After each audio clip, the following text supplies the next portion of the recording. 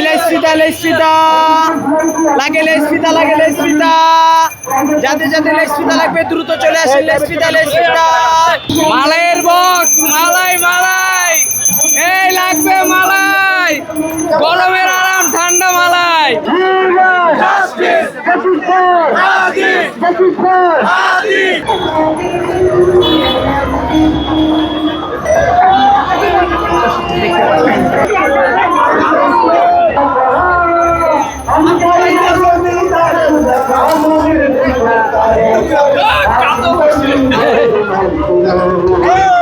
এই লেসপিতা লেসপিতা লাগে লেসপিতা লাগে লেসপিতা যাদের যাদের লেসপিতা লাগবে দ্রুত চলে আসেন লেসপিতা লেসপিতা এটি গ্রাম বাংলার হারিয়ে যাওয়া একটি ঐতিহ্য।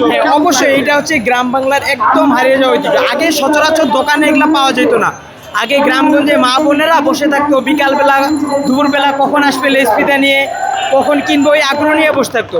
মূলত আমরা গ্রাম বাংলার ওই ঐতিহ্যটা তুলে ধরার জন্য আজকে এখানে আমরা এটা হাজির করেছি। এখন দরকার আমরা ছোটবেলায় দেখছি মা বোনরা কিনছে, কিন্তু আমাদের এখন পরের যে জেনারেশন আছেন বাচ্চারা আছে এরা এটা দেখে নেই, তাদের মাঝে তুলে ধরার জন্য আজকে আমরা এটা নিয়ে বেরিয়েছি। আমাদের কাছে এই প্রথম মনে হচ্ছে এইবারের নববর্ষটা হচ্ছে যে একেবারেই আবহমান কালের যে বাংলাদেশের সংস্কৃতি সেই সংস্কৃতিটাকে আমরা ফুটাই তুলতে পারতেছি।